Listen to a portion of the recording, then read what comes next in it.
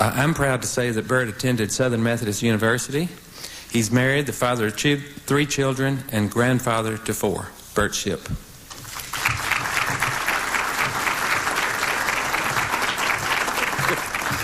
Thank you very much. It's good to be here.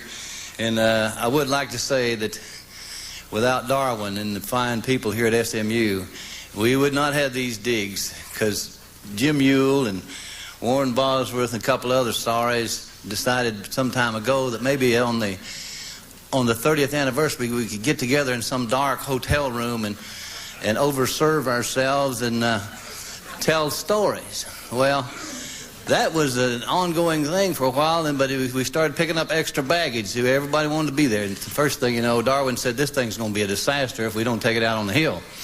Thank you very much, Darwin, and all your people. We're just really indebted to you.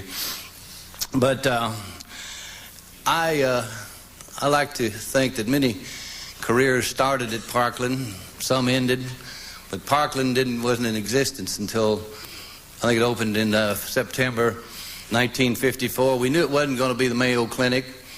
We knew that it wasn't Bethesda the Naval. No, it ended up more like General Hospital on TV. And I had my connection with it that day back in 1963. I was at the Trade Mart, was standing by a detective. He heard something on the radio. He said the president had been hit. I said, what, with an egg, a rock, or what?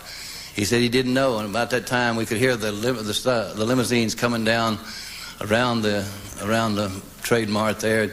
Another reporter and I, Jackie Renfro, we went out to the curb and shot it as it passed. Now, we didn't see anything. We saw Jackie, but all I saw was a foot laying over the back of the limousine there, and so we jumped in the car with a detective, told him to take us to Parkland.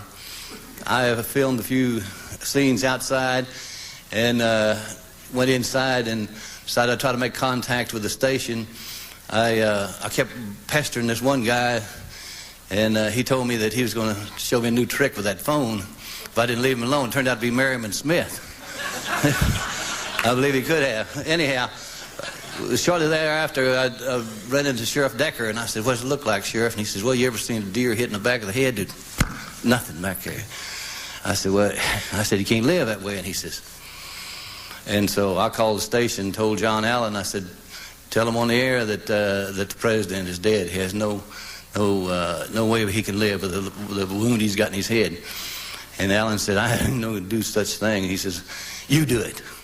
So anyhow, I told him what the sheriff had told me, and I joined 2,500 others who announced the death of the president at the same time. I think we have a long list of every first.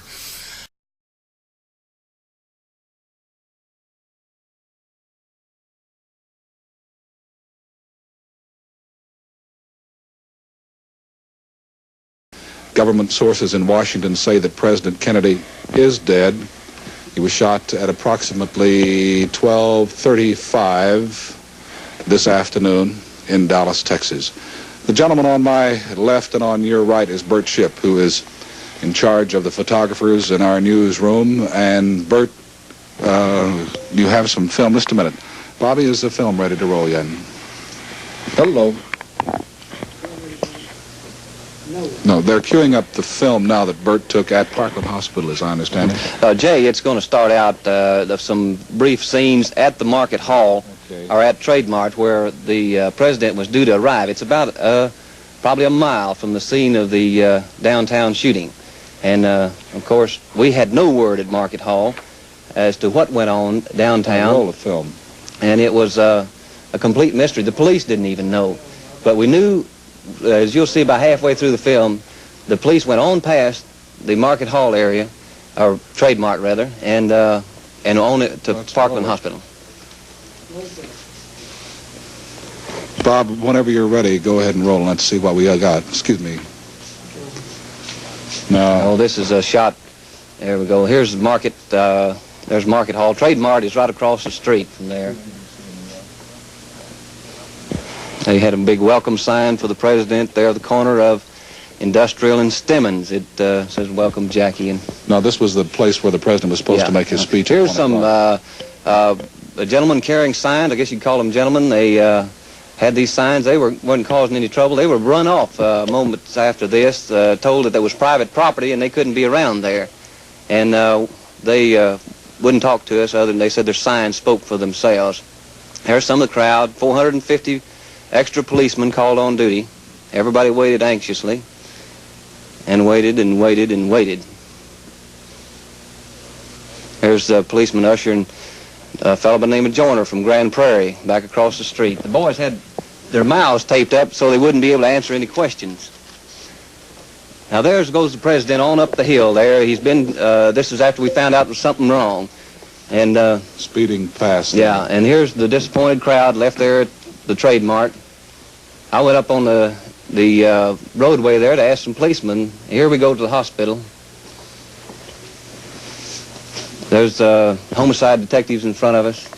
There's Parkland Hospital. There's the entrance. Police cars all over the place. There is Congressman Wright. He's teary-eyed, as you could imagine. And there's the presidential limousine. The Secret Service men shaking it over. There's Wright again. Wright and Yarborough. There's the Secret Service man is taking its type of a mattress or something out of the back of the car there. And there's Chief Curry. He just couldn't believe it. He had put everything he had into this visit and gave the men all types of instruction. There's inside of a car. I don't know whether that must have been Conley's car. There's some more shots of everybody waiting expectantly. At this time, no one knew anything. Then there goes Ms. Lincoln, the president's press secretary, inside. And there's Yarborough again, Senator Yarborough, and he says the sight was too gruesome to describe. And there's a final parting shot from Parkland. We have a piece of film we would like to show you now. Bert Shipp is our chief photographer and assistant news director of WFAA television. This is, well, roll the film, Bert, and if you would narrate it, please, so they can move up there a little bit. All right, Jay, this is that rifle that was shown minutes ago on the network. They dusted it for fingerprints from the, while it was still up in the building. And you'll see the detectives gathering and gathering their evidence. Tom Allier, one of our reporters and photographers, shot this film. He has just now managed to get out of the building because of the close security around it. You'll see stacks and stacks of books at this right, get it up this there. Big get it up there. many-story building, and they actually found some chicken bones in there. We'll see a picture of that in a minute. Now the film starts getting a little bad. Looks like Tom lost his loop. But this is the inside of the building where the sniper was. There's the detectives. They've got it all downstairs now, trying to regroup after being stunned by this.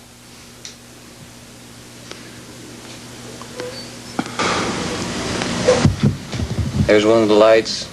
The policeman that had some hard times. They're combing the building thoroughly.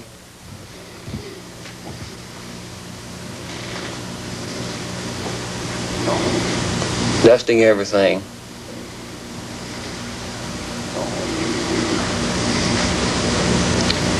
Like I say, this is the first time we've even seen the film. The fellow had a soft drink while he waited for the president to drive by. No telling how long he was there, huh, Bert? No, there isn't. He had lunch there. They know that. Chicken bones, soft drink bottle.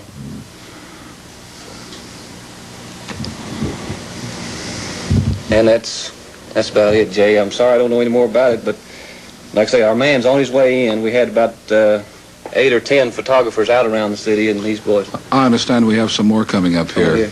Well, this is... That shot from inside the building. Yeah. This film was thrown out one of the windows. The building is closed up. No one can come in or leave the building, and this was tossed out the window and developed in the last 10 or 15 minutes here and on the air.